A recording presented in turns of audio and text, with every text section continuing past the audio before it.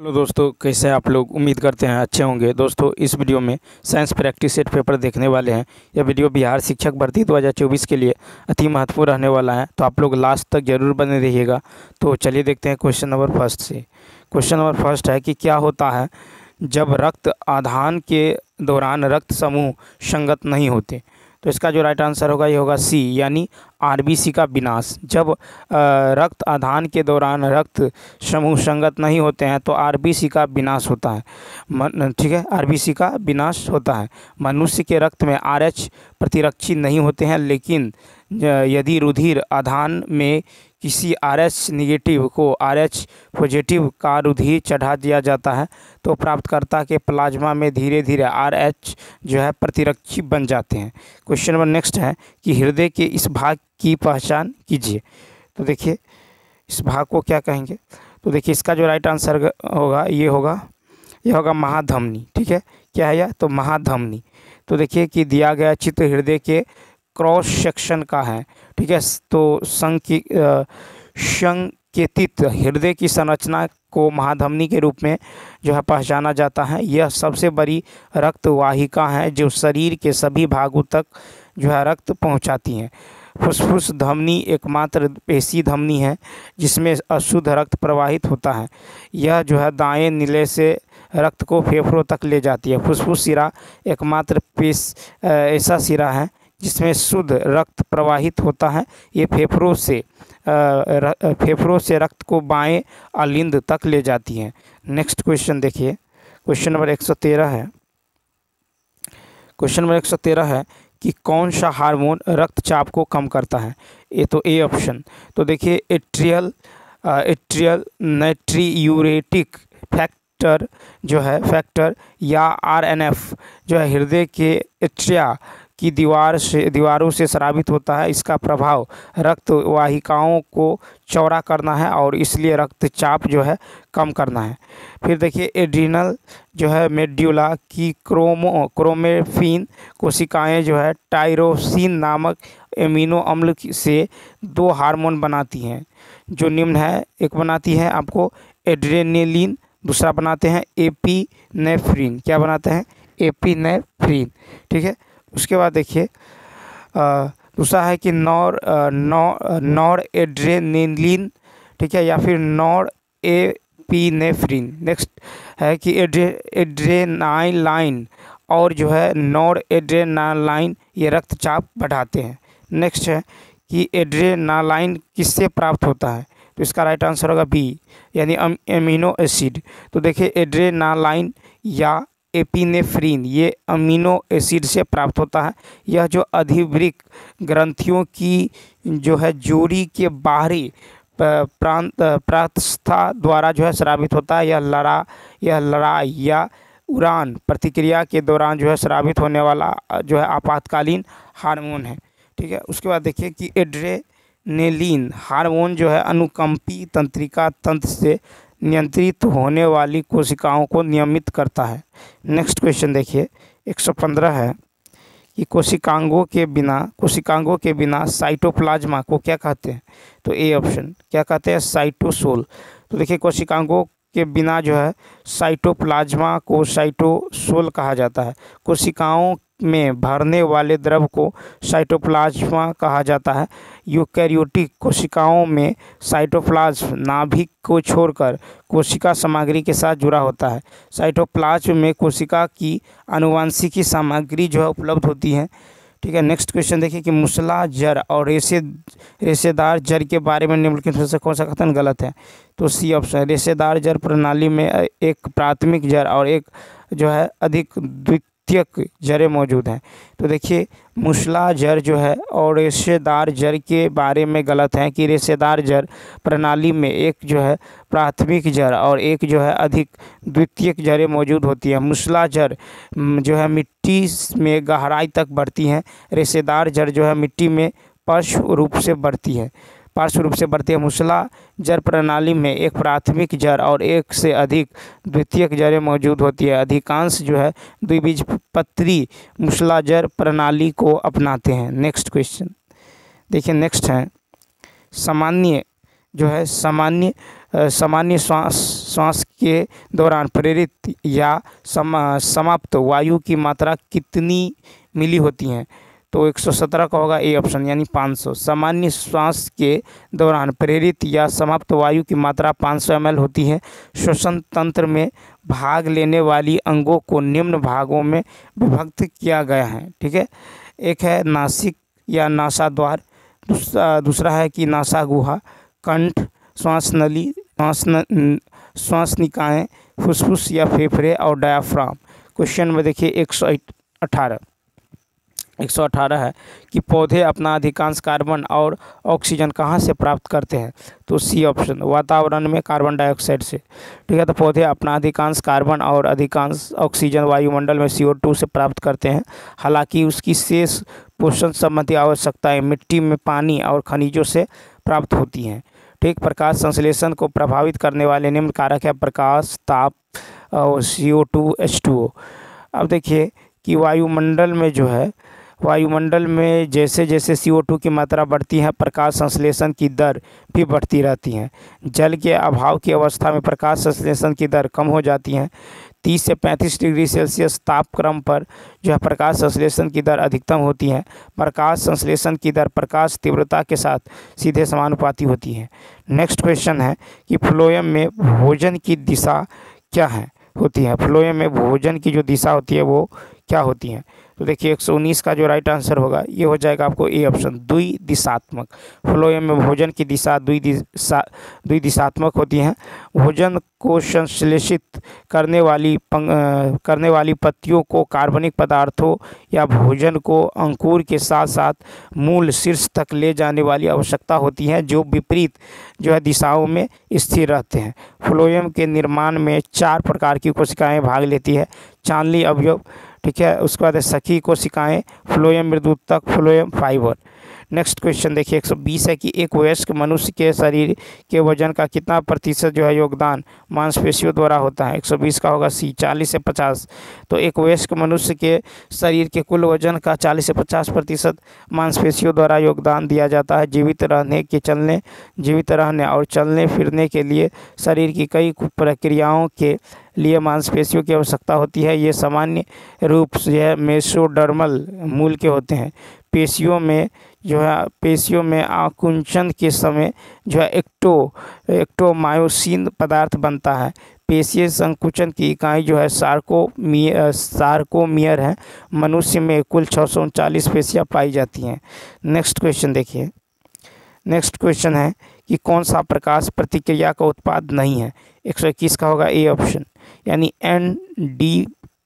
NADP। तो देखिए NADP प्रकाश प्रतिक्रिया का उत्पाद नहीं है। प्रकाश संश्लेषण की प्रक्रिया के 2 चरण होते हैं, प्रकाश प्रतिक्रिया और जो है अंधेरी प्रतिक्रिया। फिर है प्रकाश प्रतिक्रिया के उत्पाद ऑक्सीजन, ATP और जो है NADPH है। ठीक है, प्रकाश प्रतिक्रिया को जो है अपनी प्रतिक्रियाओं की पूर्ति करने के लिए प्रकाश की आवश्यकता होती है। नेक्स्ट है आहार नाल की किस परत में जो है गॉबलेट कोशिकाएं मौजूद होती हैं? तो 122 का होगा बी, यानी म्यूकोसा। ठीक है, तो म्यूकोशल एपिथेलियम में गॉबलेट कोशिकाएं होती हैं जो बलगम का जो है स्राव करती हैं और जो स्नेहन में मदद करती हैं। गॉबलेट कोशिकाएं एक प्रकार की जो है उपकरण कोशिकाएं हैं जो म्यूसिन स्रावित करता है। गॉबलेट्स जो है कोशिकाएं श्वसन मार्ग के वायु मार्ग, उसके बाद है ब्रोंकियल जो है नलियों जैसे बड़ी और छोटी और बड़ी आंतों और ऊपरी झिल्ली की जो है फलकों में पाए जाते हैं। ठीक है, मांसपेशियों संकुचन द्वारा जो है शरीर के विभिन्न हिस्सों पर बल लगाता है। मांसपेशियां जो है तंतुओं में मौजूद साइटोप्लाज्म को जो है सार्कोप्लाज्म कहा जाता है। नेक्स्ट कहता है कि लिग्नाइट जो है किस प्रकार का ईंधन है? तो देखिए 123 का राइट आंसर होने वाला है, ये हो जाएगा बी ऑप्शन, प्राथमिक ईंधन। लिग्नाइट एक प्राथमिक ईंधन है। इसे किसी भी प्रकार की परिवर्तन प्रक्रिया के बिना प्रकृति से प्राप्त किया जा सकता है। जिन पदार्थों को जलाकर ऊष्मा उत्पन्न की जाती है उसे ईंधन कहते हैं, जैसे लकड़ी, कोयला, मिट्टी का तेल आदि। ठीक है, मूल रूप के ईंधन पर ईंधन को दो भागों में बांटा गया है। एक तो प्राथमिक ईंधन जो कोयला, लकड़ी, पेट्रोल है। दूसरा है द्वितीयक ईंधन जो जल, गैस, प्रोड्यूसर गैस है। क्वेश्चन नंबर 124 देखिए, क्वेश्चन नंबर 124 है कि किस प्रक्रिया के द्वारा एलपीजी में केवल संतृप्त हाइड्रोकार्बन प्राप्त होते हैं। 124 का होगा ए ऑप्शन, सीधे आसवन। तो देखिए, सीधे आसवन प्रक्रिया द्वारा एलपीजी में जो है केवल संतृप्त हाइड्रोकार्बन प्राप्त होते हैं। एलपीजी प्राकृतिक गैस और तेल निष्कर्षण और कच्चे तेल शोधन का एक उत्पाद है। ठीक है। थर्मल क्रैकिंग उच्च तापमान और उच्च दबाव पर बड़े यौगिकों के छोटे यौगिकों में तोड़ने की प्रक्रिया है। थर्मल जो है क्रैकिंग का अंतिम उत्पाद जो है हाइड्रोकार्बन अणु होते हैं। क्या होते हैं? हाइड्रोकार्बन अणु होते हैं। अब क्वेश्चन नंबर देखिए नेक्स्ट, क्वेश्चन नंबर 125 है। क्वेश्चन नंबर 125 है कि निम्नलिखित में से कौन मनुष्य के पाचन तंत्र में जो है उत्प्रेरक के रूप में कार्य करते हैं। तो 125 का होगा आपको ई ऑप्शन। तो देखिए कि लाइपेज एंजाइम है जो मानव के पाचन तंत्र में जो है हाइड्रोलिसिस में उत्प्रेरक के रूप में कार्य करते हैं। ठीक है। उसके बाद देखिए जो है क्षुद्रांत में पाचक एंजाइम होते हैं इरेप्सिन। ठीक है। तो यह जो है पॉलीपेप्टाइडों को अमीनो अम्ल में बदलता है। माल्टेज जो है यह माल्टेज जो है ग्लूकोज में माल्टोज को ग्लूकोज में बदलता है। और सुक्रोज जो है यह सुक्रोज को फ्रक्टोज में बदलता है। लैक्टेज जो है यह दुग्ध शर्करा को ग्लूकोज में बदलता है। लाइपेज यह शेष वसाओं को वसीय अम्ल में बदलता है। 126 क्वेश्चन नंबर देखिए नेक्स्ट है कि यदि कार्बन श्रृंखला अत्यधिक शाखित है तो संबंधित डिटर्जेंट कैसा होगा। 126 का बी, कठोर और गैर बायोडिग्रेडेबल। तो देखिए कि यदि कार्बन श्रृंखला अत्यधिक शाखाबद्ध है तो संबंधित डिटर्जेंट कठोर और गैर बायोडिग्रेडेबल होगा। बायोडिग्रेडेबल डिटर्जेंट जो है सीधे हाइड्रोकार्बन श्रृंखला डिटर्जेंट होते हैं। बायोडिग्रेडेबल डिटर्जेंट बैक्टीरिया द्वारा नष्ट किए जाते हैं, जैसे सोडियम एल्काइल बेंजीन सल्फोनेट। गैर आयोडिग्रेडेबल डिटर्जेंट शासित हाइड्रोकार्बन श्रृंखला वाले डिटर्जेंट होते हैं, जैसे एसिटिल जो है मिथाइल अमोनियम जोमाइट।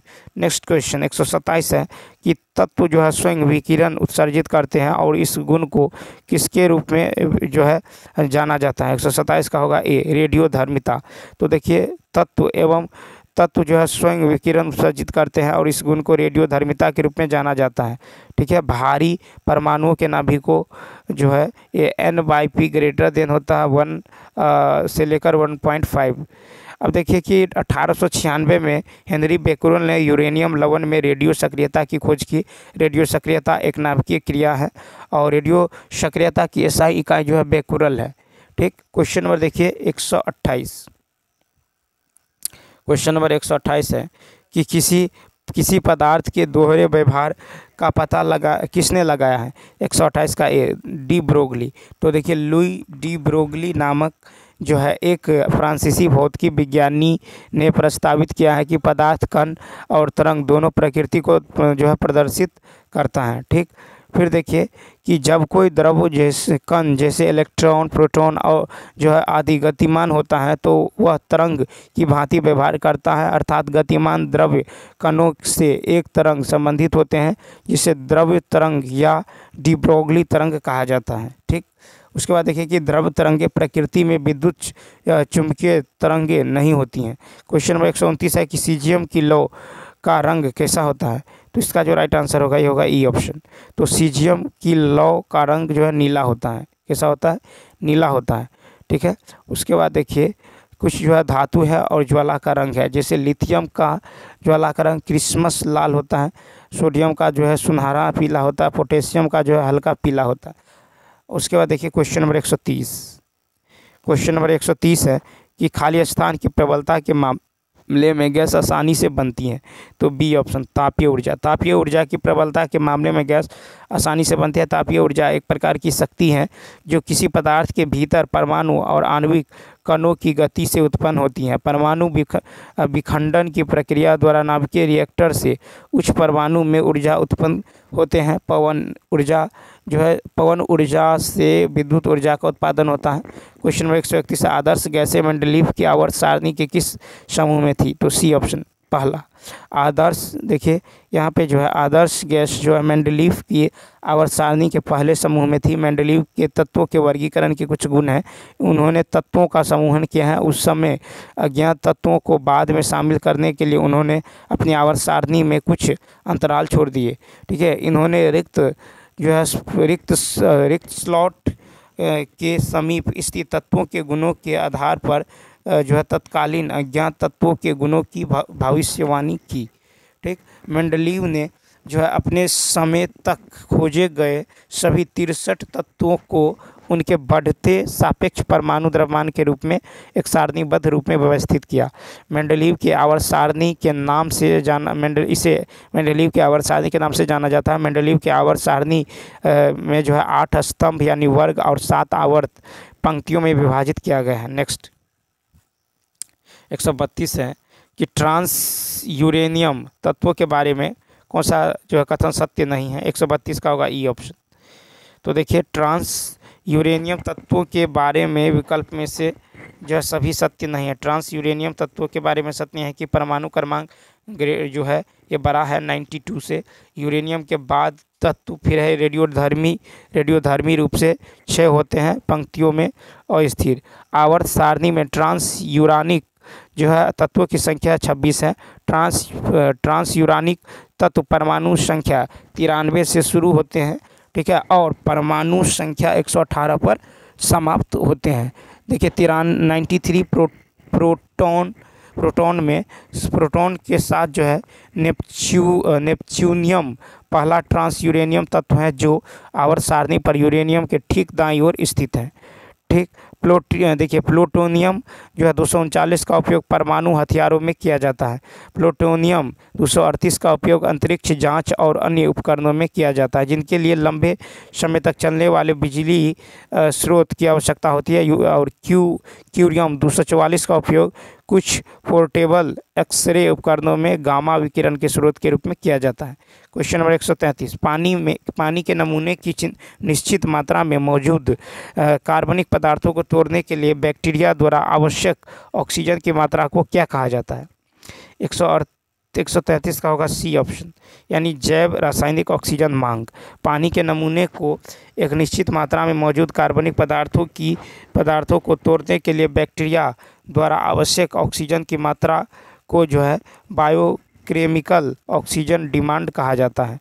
पानी में जो है बीओडी की मात्रा पानी में कार्बनिक पदार्थों की मात्रा की माप है। ठीक है, बीओडी जो है जैविक रूप से तोड़ने के लिए जो है कितनी ऑक्सीजन की आवश्यकता होगी, ठीक है, और उसके रूप में भी जो है मापा जाता है। उसके बाद देखिए क्वेश्चन नंबर देखिए नेक्स्ट 134। क्वेश्चन नंबर 134 है। क्वेश्चन नंबर 134 है कि निम्नलिखित में से कौन सा हरित रसायन विज्ञान का सिद्धांत नहीं है? सी ऑप्शन, खतरनाक रासायनिक संश्लेषण। ठीक है, तो देखिए हरित रासायनिक विज्ञान के सिद्धांत है कि अपशिष्ट उत्पन्न होने के बाद जो है उसे साफ करने से बेहतर है कि उसे रोका जाए। ठीक है, खतरनाक रसायनों के उत्पादन से बचे। ठीक, उसके बाद है कि सुरक्षित सॉल्वेंट्स और सहायक का उपयोग करें। 135, बंद पथ बनाने वाली चुंबकीय रेखाओं का क्या नाम है? तो सी ऑप्शन, चुंबकीय प्रेरण रेखाएं। तो देखिए बंद पथ बनाने वाली चुंबकीय रेखाओं को चुंबकीय प्रेरण रेखाओं के नाम से जाना जाता है। ठीक है, अब देखिए क्वेश्चन नंबर 136 है, अवतल लेंस क्या होता है? तो बी ऑप्शन, किनारे की तुलना में केंद्र से पतला। अवतल लेंस किनारे की तुलना में केंद्र से पतले होते हैं।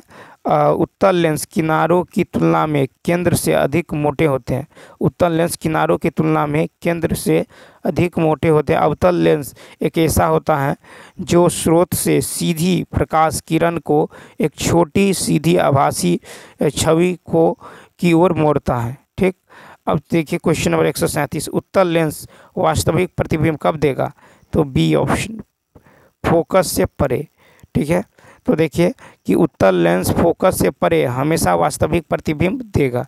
ठीक, अब देखिए कि वस्तु को यदि अनंत पर रखेंगे तो प्रतिबिंब F2 पर बनेगा और प्रतिबिंब की प्रकृति वास्तविक और उल्टा होगा। छवि जो है ये क्या होगा, तो छोटा और बिंब छोटा और वस्तु के आकार का होगा। यदि 2F1 से आगे रखेंगे तो 2F2 और F2 के बीच जो है प्रतिबिंब बनाएगा और वास्तविक और उल्टा होगा और छवि का आकार जो है कम होगा। ठीक, F1 पर रखेंगे तो ये अनंत पर बनेगा, ठीक है, और वास्तविक और उल्टा होगा। और उसके बाद देखिए जो है असीम रूप से ये बड़ा या अत्यधिक बड़ा होगा। ठीक, नेक्स्ट क्वेश्चन देखिए 138 है कि 138 है कि उस माध्यम में वेग अधिक होता है जिसका अपवर्तनांक निम्न में से क्या होता है। तो देखिए 138 का ए कम होता है, तो उस माध्यम में वेग अधिक होता है जिसका अपवर्तनांक कम होता है। अपवर्तनांक बराबर होता है निर्वात में प्रकाश का वेग बट्टे माध्यम में प्रकाश का वेग। माध्यम में यदि वेग कम होता है तो अपवर्तनांक अधिक तथा वेग अधिक होने पर अपवर्तनांक कम होता है। 139 है कि ह्यूजेन के प्रकाश के तरंग सिद्धांत ने प्रकाश को निम्न में से माना था। तो 139 का बी अनुदैर्घ्य तरंगे। हाइगेन के प्रकाश के तरंग सिद्धांत ने प्रकाश को अनुदैर्घ्य तरंग माना था। हाइगेन ने प्रकाश तरंगों के संचरण के संबंध में एक सिद्धांत प्रतिपादित किया है जिसे हाइगेन का द्वितीयक जो है तरंगिकाओं का सिद्धांत कहते हैं।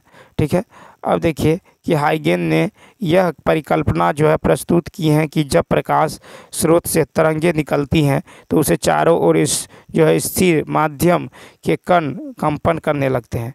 140 है कथन एक कि दिन की लंबाई धीरे धीरे बढ़ रही है। बी है कथन 2 है कि पृथ्वी के घूर्णन में धीमी गति का प्रमुख प्रभाव और मंडल में अन्य ग्रहों का गुरुत्वाकर्षण खिंचाव है। तो 140 का होगा आपको राइट आंसर, सॉरी देखिए 140 का जो राइट आंसर होगा ये हो जाएगा 140 का जो राइट आंसर होगा ये हो जाएगा सी ऑप्शन। क्या होगा, 140 का होगा सी ऑप्शन। यानी कथन एक और दो, दिन की लंबाई पृथ्वी की अपनी धुरी पर घूमने की गति पर निर्भर करती है। पृथ्वी की अपनी अक्ष पर घूर्णन गति स्थिर रहता है जिसके कारण दिन की लंबाई नहीं बदलती रही है। कथा इसके अलावे सौरमंडल में अन्य ग्रहों के गुरुत्वाकर्षण खिंचाव के कारण पृथ्वी की गति धीमी नहीं हो रही है। भूमध्य रेखा पर पृथ्वी की घूर्णन गति लगभग जो है 670 किलोमीटर प्रति घंटा है। ठीक, यानी देखिए कि पृथ्वी के घूमने की गति को मापने का श्रेय फ्रांसीसी भौतिकी विज्ञानी लियोन फौकॉल्ट को दिया गया है। नेक्स्ट क्वेश्चन कहता है कि जब बल और विस्थापन एक ही दिशा में होते हैं तो वस्तु की गतिज ऊर्जा पर क्या प्रभाव पड़ता है। तो 141 का ए ऑप्शन यानी बढ़ती है। जब बल और विस्थापन एक ही दिशा में होते हैं तो शरीर की गतिज ऊर्जा बढ़ती है। किसी वस्तु पर बल और विस्थापन के एक ही दिशा में होने पर कार्य महत्तम होता है। ठीक, उसके बाद देखिए वस्तु पर आरोपित बल की दिशा में विस्थापन होने पर कार्य के महत्तम होने पर गतिज ऊर्जा भी महत्तम होता है। नेक्स्ट क्वेश्चन देखिए, नेक्स्ट क्वेश्चन है नेक्स्ट है कि एक अंतरिक्ष यान से गिराई गई एक गेंद 120 किलोमीटर की ऊंचाई पर पृथ्वी के चारों ओर घूम रही है। गेंद का क्या होगा। तो सी ऑप्शन, यह अंतरिक्ष यान की मूल कक्षा के साथ समान गति से चलता रहेगा। ठीक है, तो एक अंतरिक्ष यान से गिराई गई एक गेंद 120 किलोमीटर की ऊंचाई पर पृथ्वी के चारों ओर घूम रही है। यह गेंद जो है अंतरिक्ष यान की मूल कक्षा के चारों ओर गति से चलता रहेगा। ठीक है, अब देखिए कि पृथ्वी के चारों ओर किसी भी वस्तु का कक्षीय वेग जो होता है ये होता है √g/r अर्थात 7.98 किलोमीटर जो है पर सेकेंड होता है। ठीक, अब चलिए देखते हैं नेक्स्ट क्वेश्चन नंबर जो है 143 क्वेश्चन नंबर 143 है। क्वेश्चन नंबर जो है नेक्स्ट है कि क्वेश्चन नंबर नेक्स्ट है सिलेंडर में हवा के पिस्टन द्वारा अचानक संपीड़ित किया जाता है जिसे फिर उसी स्थिति में बनाए रखा जाता है। कुछ समय बाद क्या होगा। तो सी ऑप्शन, दबाव कम हो जाएगा। सिलेंडर में हवा को पिस्टन द्वारा अचानक संपीड़ित किया जाता है जिसे फिर उसी स्थिति में बनाए रखा जाता है। कुछ समय बाद दबाव कम हो जाएगा। अचानक संपीड़न की जो है क्रिया के कारण तापमान बढ़ जाता है, लेकिन कुछ समय के उपरांत ऊर्जा क्षय के कारण तापमान के कम होने से आयतन के स्थिर होने के कारण दबाव जो है घट जाता है। बॉयल के नियम के अनुसार आयतन जो है जो नियत ताप पर और दाब का व्युत्क्रमानुपाती होता है। चार्ल्स के नियम के अनुसार आयतन जो है नियत दाब पर ताप का जो है समानुपाती होता है। नेक्स्ट कहता है मिट्टी के घर जो है गर्मियों में ठंडे और सर्दियों में गर्म क्यों होते हैं। 144 का सी। मिट्टी गर्मी का एक जो है खराब कंडक्टर है। तो मिट्टी के घर गर्मियों में ठंडे और सर्दियों में गर्म होते हैं क्योंकि मिट्टी गर्मी का जो है खराब कंडक्टर है। मिट्टी ऊष्मा का एक कुचालक है। यह गर्मियों में गर्मी को बाहर से आने नहीं देता और सर्दियों में गर्मी को घर से बाहर जो है नहीं जाने देता। मिट्टी एक अच्छा विद्युत रोधी है क्योंकि इसका जो है औसत तापमान आमतौर पर हिमांक बिंदु से ऊपर होता है। ठीक है। मिट्टी चालन और संवहन के माध्यम से ऊष्मा का संचालन करती हैं, जिससे यह गर्मी को अवशोषित और बनाए रख पाती हैं। यही कारण है कि मिट्टी का तापमान पौधे की वृद्धि और अस्तित्व में महत्वपूर्ण भूमिका निभा सकता है। फिर देखिए कि तापीय चालकता के निम्न स्तर वाली वस्तुएं आमतौर पर गैर चालक होती हैं। ऊष्मा के गैर चालक आमतौर पर अच्छे कुचालक होते हैं, जैसे लकड़ी, प्लास्टिक और मिट्टी, रबर। नेक्स्ट क्वेश्चन देखिए। नेक्स्ट क्वेश्चन है कि डीएनए का निम्नलिखित में से कौन सा कार्य विकास के उद्देश्य के लिए आवश्यक है। तो ए ऑप्शन यानी उत्परिवर्तन। तो डीएनए का उत्परिवर्तन कार्य विकास के उद्देश्य के लिए आवश्यक है। उत्परिवर्तन एक ही जो है जीन के थोड़े फिर संकरण बनाता है, जिन्हें एलील्स कहा जाता है। डीएनए अनुक्रम में छोटे छोटे अंतर प्रत्येक व्यक्ति को विशिष्ट बनाते हैं। ये मानव कालों के रंग, त्वचा के रंग, ऊंचाई, आकार, व्यवहार और बीमारी के प्रति संवेदनशीलता में दिखाई देने वाली जो भिन्नता के लिए जिम्मेदार है। ठीक।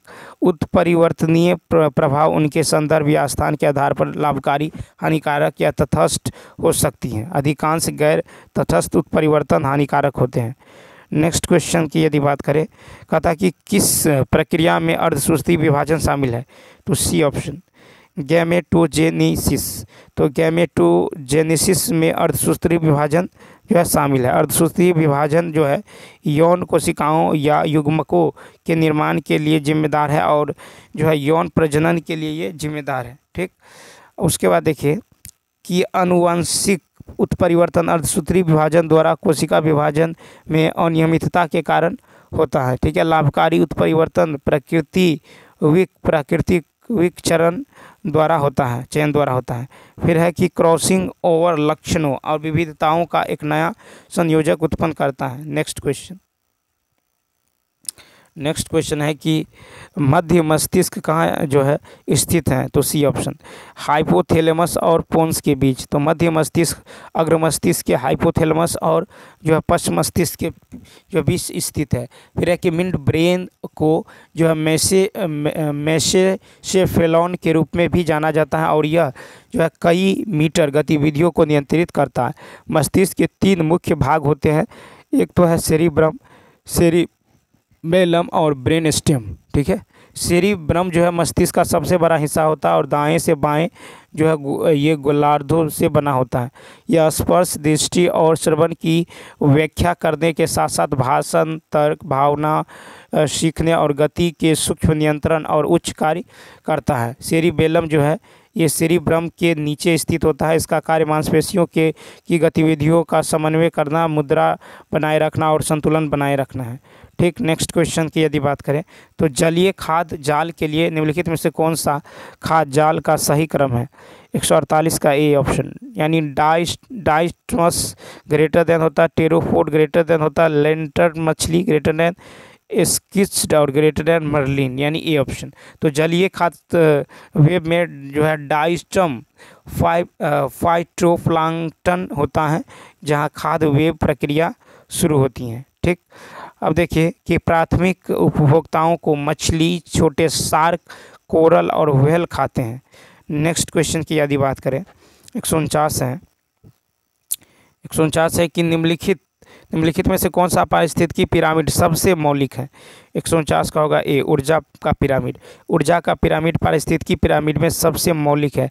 ऊर्जा का पिरामिड एक पारिस्थितिकी तंत्र के विभिन्न पोषी स्तर के माध्यम में ऊर्जा के प्रवाह की दरों की एक आरेखित अभिव्यक्ति है। पिरामिड श्वसन और प्रकाश संश्लेषण की दर को दर्शाता है। एक ऊर्जा पिरामिड जो है खाद्य श्रृंखला के साथ एक जीव से दूसरे जीव में ऊर्जा के स्थानांतरण की मात्रा निर्धारित करने से उपयोगी है। ठीक, अब देखिए कि आमतौर पर लगभग 10% ऊर्जा एक पोषी स्तर से दूसरे पोषी स्तर में स्थानांतरित हो जाती है। इस प्रकार बड़ी संख्या में पोषी स्तरों की संख्या को रोका जा सकता है। 150 है कि ध्वनि प्रदूषण के कारण वन्य जीवों को मनुष्यों की तुलना में अधिक समस्याओं का सामना करना पड़ता है, क्योंकि जानवर जो है निम्न में से किस पर निर्भर होते हैं? तो 150 का होगा बी ऑप्शन, यानी ध्वनि पे। तो ध्वनि प्रदूषण के कारण जो है वन्य जीवों को मनुष्यों की तुलना में अधिक समस्याओं का सामना करना पड़ता है, क्योंकि जानवर जो है ध्वनि पर निर्भर होते हैं। जानवर जो है हमसे बेहतर सुनने की क्षमता विकसित करते हैं, क्योंकि उनका जो है अस्तित्व इसी पर निर्भर करता है। ठीक है, अब है कि वन्य जीवों को इंसानों की तुलना में कहीं अधिक समस्याओं का सामना करना पड़ता है, क्योंकि वन्य जीव दुश्मनों से खुद को बचाने के लिए इंसानों से ज़्यादा ध्वनि पर निर्भर रहते हैं। तो चलिए दोस्तों, इस वीडियो में इतना ही। यदि यह वीडियो अच्छा लगा हो तो लाइक, शेयर और सब्सक्राइब करना ना भूलें। साथ ही साथ कमेंट करके बताइए कि यह वीडियो आपको कैसा लगा। तो चलिए मिलते हैं नेक्स्ट वीडियो में। Thanks for watching.